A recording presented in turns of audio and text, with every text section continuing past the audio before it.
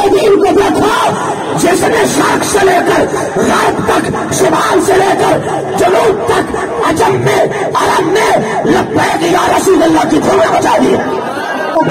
دھول لیتے ہے سارے پھول، ہے عشق کا اصول، یہ نعرہ نہ تو بھول، بول لبیک لبیک لبیک یا رسول اللہ، لبیک لبیک لبیک یا رسول اللہ، لبیک لبیک لبیک یا رسول اللہ۔ اور جاگو، میں نے کہا خدا کی عزت کی قسم، امیر المجاہدین نے بتایا کہ ختم نبوت کا کام کیسے کیا جاتا ہے۔ اچھا ایمان سے بتانا ذرا، ختم نبوت پر تحریکیں بنائی گئی، تنظیمیں بنائی گئی، لیکن کسی کو پتا تھا ختم نبوت ہوتی کیا ہے؟ تھا کسی کو پتا؟ آج سے 6-7 سال پہلے کسی کو تھا پتا؟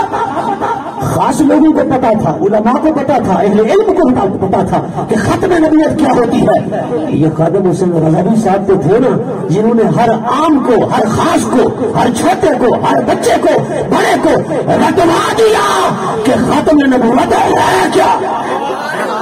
اور میں نے کہا صرف ایڈل لے کر ختم نبوت کا کام نہیں ہوتا، ختم نبوت کا کام عشق مصطفیٰ سے بھی ہوتا ہے۔